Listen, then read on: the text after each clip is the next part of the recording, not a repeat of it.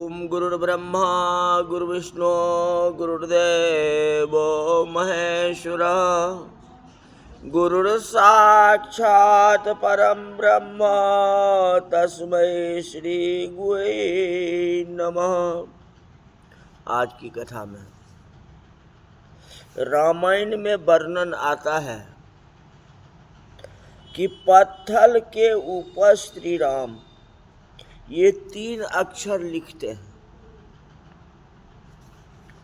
राम नाम लिख के पत्थर समुद्र में छोड़ते हैं।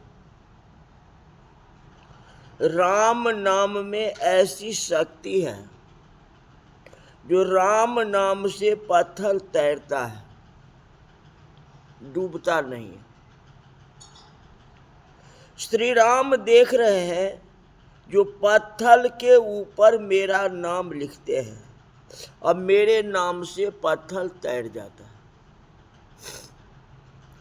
रामचंद्र जी ने विचार किया कि मेरे नाम से पत्थर तैरता है तो मेरे हाथ से फेंका हुआ पत्थर नहीं तैरेगा। एक बार प्रयोग करके देखो, मेरे हाथ से फेंका हुआ पत्थर तैरता हो तो इन बांदरों को मैं समझा दूंगा, नाम लिखने का परिश्रम मत करो, मैं पत्थर को स्पर्श कर देता हूं, पत्थर अपने आप तैरने लगेगा, उतना समय कम लगेगा। राम जी को थोड़ी शंका तो हुई कि मेरे हाथ से फेंका हुआ पत्थर कदाचित डूब जाए तो। रामचंद्र जी ने विचार किया, अकेला मैं दूर समुद्र के किनारे जाकर के पहले प्रयोग करता हूं कि मेरे हाथ से फेंका हुआ पत्थर तैरता है या डूबता है। श्री राम अकेले दूर समुद्र के किनारे गए, आगे पीछे कोई नहीं है। प्रभु ने निश्चय करके पत्थर उठाया। हनुमान जी महाराज का एक नियम था, कोई भी काम करते हैं तो हनुमान जी महाराज की दृष्टि राम के चरणों में ही रहती है। कोई भी काम करते हैं तो हनुमान जी ध्यान भगवान के ऊपर ही रखते हैं। कभी हनुमान जी की हार हुई ही नहीं। श्री हनुमान जी महाराज जहां गए वहां उनकी जीत हुई है। इसका यही कारण है जो हनुमान जी रामचरण में दृष्टि रखते हैं। आप भी ऐसी आदत डालो, जिस देव की आप पूजा करते हो उस देव में आंखों को अस्थिर करो। वैष्णव वह है जो अपने इष्ट देव को आंखों में रखता है। भगवान को घर में रखना, सिंहासन पर रखना ठीक है, लेकिन उत्तम तो वह है जो भगवान को आंखों में रखता है। 2-3 मिनट हो कि भगवान दर्शन करे। भगवान का स्वरूप आंख से दूर जाना नहीं चाहिए। हनुमान जी महाराज का नियम था, भगवान में जो दृष्टि रखता है उनको भगवान की शक्ति मिलती है। जीव में शक्ति कम है, भगवान की शक्ति जिसको मिली है उसको कभी हार नहीं हुआ है। हार उसकी होती है जो भगवान को भूल जाता है। अपनी शक्ति में जो विश्वास रखता है, अभिमान में जो काम करता है, उसी को मार पड़ती है, उसकी हार होती है। हनुमान जी महाराज कभी हार हुई नहीं। हनुमान जी महाराज ने विचार किया कि मेरे प्रभु समुद्र किनारे दूर अकेले क्यों गए, वह क्या करते होंगे, कदाचित सेवा में मेरी जरूरत पड़े तो हनुमान जी महाराज छलांग मारते हैं, राम जहां है, राम जी के पीछे आकर के खड़े हो गए। राम तो ऐसा ही मान रहे थे, यहां मैं अकेला ही हूं, कोई देखने वाला नहीं है, लेकिन रामचंद्र जी ने पत्थर समुद्र में फेंक दिया था। वह पत्थर डूब गया। राम जी को आश्चर्य हुआ, जो मेरे नाम से तैरता है, मेरे हाथ से फेंका हुआ पत्थर डूब जाता है। चलो ठीक है, यहाँ कोई तो है नहीं, मैं अकेला हूं, अच्छा है, देख तो लिया। राम जी ने दूसरा पत्थर फेंका, दूसरा भी डूब गया। अब राम जी थोड़ा नाराज हो गए, मेरे हाथ से फेंका हुआ पत्थर नहीं तैरता, अब एक बार अंतिम प्रयत्न करता हूं, तीसरी बार। तीसरा पत्थर उठाया, जोर से फेंका, वो अभी डूब गया। अब राम नाराज हुए, तो राम जी ने पीछे देखा तो हनुमान जी महाराज हाथ जोड़े खड़े थे। रामचंद्र जी ने हनुमान जी से पूछा कि हनुमान तुम कब यहाँ आए। हनुमान जी कहा, आपने पहला पत्थर फेंका तभी से मैं यही खड़ा हूं, मैंने सबको देख लिया है। कोई गिर जाता है तो उसको चोट लगने का दुख नहीं होता है, उसे गिरते हुए देखने वाले कितने हैं, इसका दुख होता है। मेरा अपमान हो गया। रामचंद्र जी ने विचार किया, यह हनुमान तो देख लिया, वहां जाकर के सभी को कह देगा कि इनके हाथ से फेंका हुआ पत्थर नहीं तैरता है। प्रभु नाराज हो गए। हनुमान जी महाराज राम जी का दर्शन करते, हनुमान जी विचार किया, जो मेरे मालिक नाराज हो तो मेरी सेवा किस काम की। सेवा तो प्रभु को प्रसन्न करने के लिए है। मैं राम जी का दास हूं, मैं उनको प्रसन्न करूंगा, जिसमें वे खुश हो जाएं, ऐसे कार्य करूंगा। हनुमान जी हाथ जोड़ करके रामचंद्र जी से कहा, जी क्रोध मत कीजिए, यह जो हुआ है ना, यह बराबर हुआ है। मैंने कथा में जो सुना है,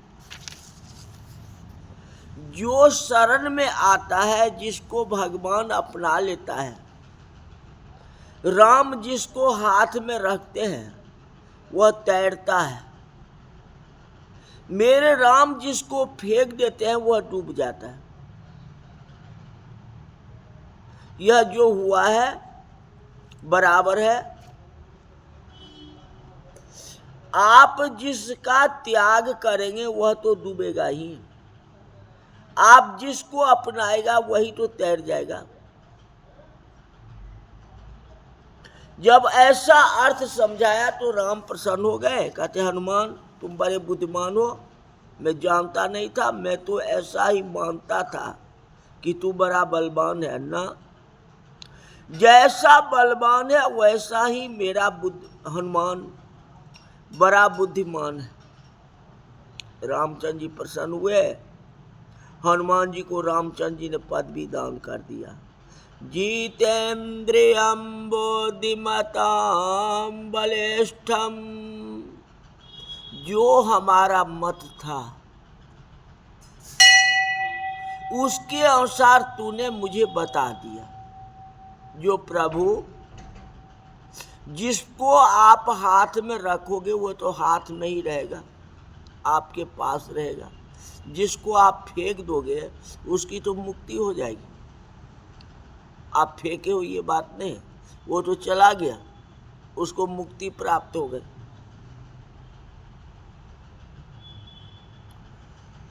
कहते जितेन्द्रियं बुद्धिमतां बलिष्ठम, मेरा हनुमान सभी बुद्धिमान पुरुषों में श्रेष्ठ है। बुद्धि मताम बलिष्ठम, हम सब लोग बुद्धिमता कनिष्ठम है। हनुमान जी बुद्धि का वरिष्ठ है, बलवान है। ये हम बुद्धि में कम है। बुद्धिमताम कनिष्ठम, मानव की बुद्धि बहुत हल्की होती है। प्रायः मानव बुद्धि का उपयोग पैसे के लिए करता है। पैसा तो वेश्या भी कमाती है। कितने ही लोग बुद्धि का उपयोग सुख भोगने के लिए करते हैं। मुझको ज्यादा सुख मिले, मैं सुखी हो जाऊं। वेश्या भी तो सुख भोगती है। कहते तुलसी सोई चतुरता, राम चरण लवलीन, अपर धन पर मन हरण को, वेश्या बरा प्रवीण। हनुमान जी महाराज कहते प्रभु, सत्य तो यह है कि आपके नाम में शक्ति है। आप में कोई शक्ति नहीं है। आपके नाम में सबसे बड़ा शक्ति है। राम से बड़ा राम के नाम, राम से बड़ा राम के नाम। राम से भी राम नाम बड़ा है। बहुत से जीव ऐसे हैं, राम दर्शन श्री कृष्ण दर्शन करके भी उनकी बुद्धि सुधरती नहीं है। श्री राम श्री कृष्ण प्रत्यक्ष विराजते थे, तो भी जीव शरण में आए। जो लायक थे उन्हीं को भगवान ने उद्धार किया। इस समय प्रत्यक्ष श्री राम कृष्ण विराजते हैं।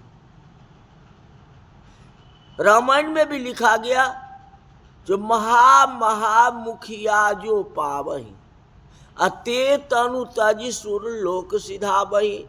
जो उस राक्षसों में महान था, कुछ धर्म था जिसके पास में, उसको तो भगवान बेड़ा पार उतार दिए।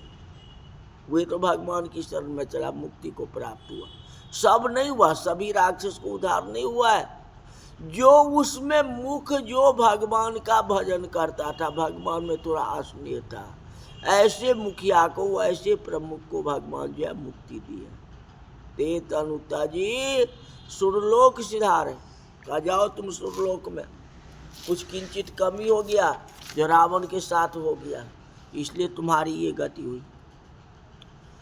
ऐसे समय में भगवान का नाम अनेक जीवों को कल्याण करता है।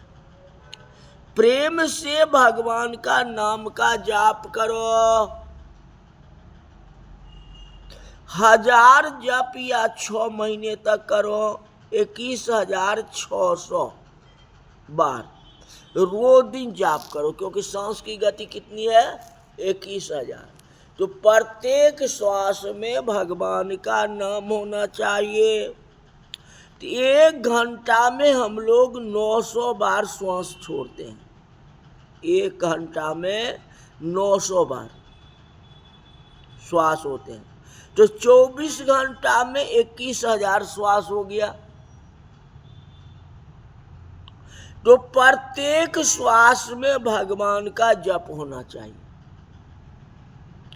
निद्रा में बहुत से श्वास व्यर्थ जाते, व्यवहार के काम में बहुत से श्वास व्यर्थ जाते हैं। आसन में बैठ करके शांति से 21,000 जाप करो। चाहे श्री राम का नाम लो या कृष्ण जी का नाम लो। छोटा सा मंत्र हो तो 1 घंटे में 4000 हो जाएगा। जैसे राम राम या कृष्ण कृष्ण कहेंगे तो 1 घंटा में 4000 हो जाए।